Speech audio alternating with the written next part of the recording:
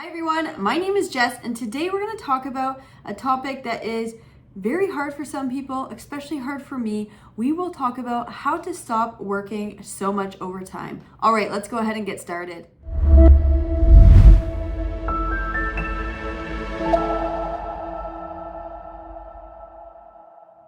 All right, everyone, welcome back to my channel. If you're new here, go ahead and hit that subscribe button below. It would help me out a lot.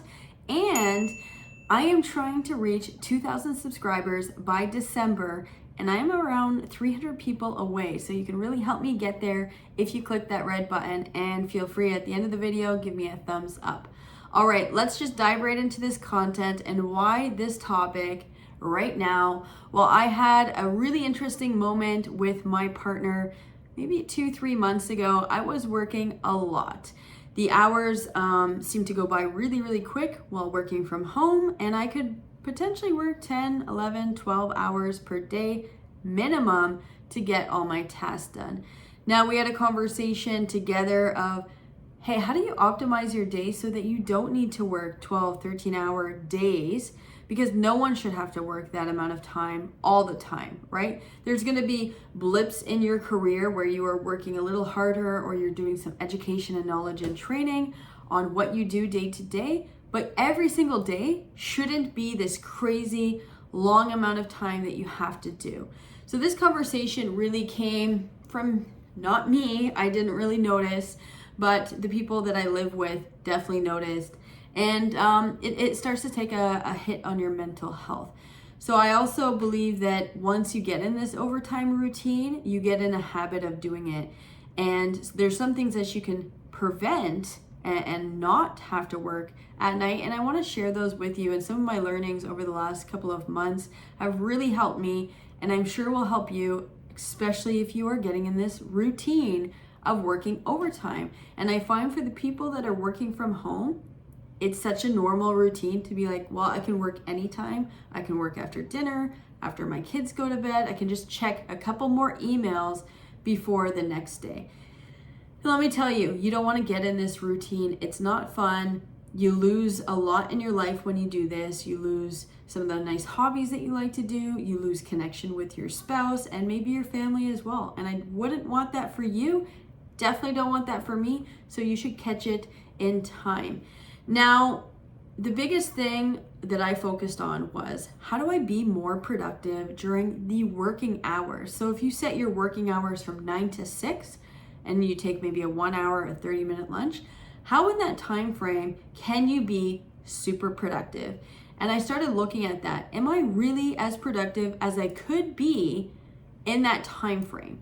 And I find there's a lot of people that aren't, and they complain about work-life balance, but they don't look at their day-to-day. So these steps, I will walk you through 5 steps today. Helped me. Let me know if you have any other ones. Feel free to comment below. And number 1 would be to maintain focus. So again, set your working hours in Outlook or G Suite, whatever calendar you use. Set your working hours right away. So from 9 to 6, I am going to be super effective. And those are paid working hours, right? Whether you're on salary or not, those are the core hours that you need to be working. And you need to be able to get your job done in between those hours. And anything after is extra. And how do you maintain focus, right? When you're at home, in your own environment, lots of distractions can happen. Things around your house that you want to get done can also trigger you. So what you want to do is maintain focus that you can only work from 9 to 6. So you have to get your job done between those hours. Now, another portion of maintaining focus is I start to think, am I eating well? Am I having too much sugar in my diet that makes my body not being able to focus? Am I sleeping well? Am I getting at least 7 to 8 hours of sleep per night? And if I'm not, how do I get on a schedule for that? And am I keeping my body moving? So after work or at lunch, am I going out for a walk? Am I hitting the gym? Am I exercising in my own home? All of these things for your mental and physical health can help you maintain focus during the day. And I've introduced that in the last couple of months is going for walks, getting out, moving my body, using the Nintendo Switch to do some dancing at lunchtime, just getting your energy out, because you won't get it out at your desk unless you have a walking desk or a bike desk. Now, the second one is hard. Again, maintaining focus, willpower. Is my environment willpower friendly? Do I have constant distractions? Is my laundry needing to be done? Is my kitchen needing to be clean? You have to eliminate these things that catch you off guard and go, oh, I'll just quickly go do the dishwasher, or I'll just quickly take my clothes and put it in the laundry or the dryer. You wouldn't do this at an office because you would not have time.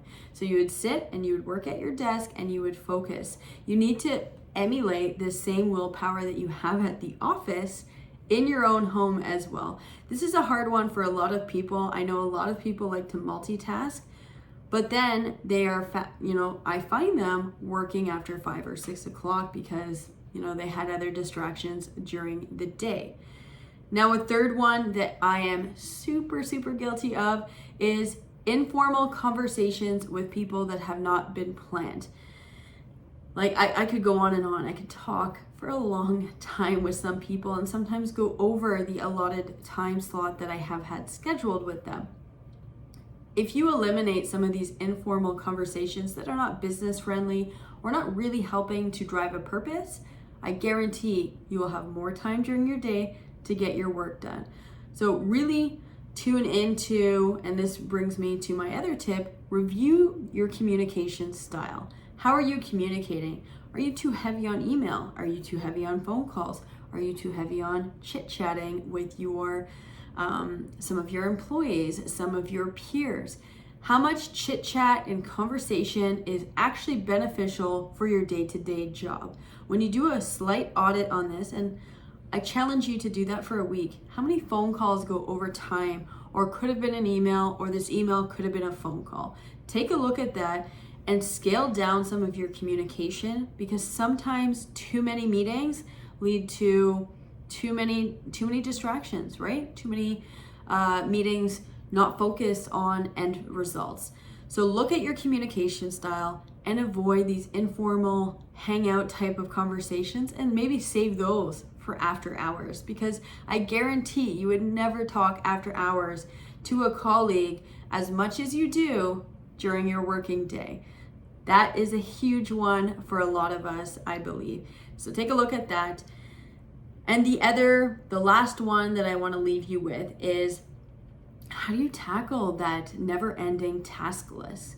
I know for many different departments, not just sales, there is always something to do. There's always a next project. I remember being in marketing and there was never an ending. There was never a moment where I could put my feet up and be like, I'm done for the day and I don't really have any work to do tomorrow. I don't think there's a lot of jobs that are like that feeling, unless maybe you're in manufacturing or at a factory. But I really think there are many jobs that don't have that luxury of never having another task to do after you complete the other one.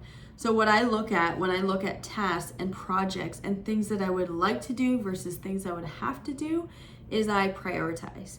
I look at my inbox and I know I need to get some things done. Some things affect customers, some things affect colleagues that you have to get done. Then I go ahead and plan. How am I going to action these in this time frame? And what are some tasks that I can push that are not relevant for this quarter or next quarter and I can push out? Because you're not going to get everything done in a working day. You're going to have to stop at one point and wait for tomorrow. This is huge. This is huge because we could all work probably 15 hours and still not get everything done. You can't do everything in a day, and you need to remind yourself during that 9 to 6 or 9 to 5 or whatever hours you have to get your work done.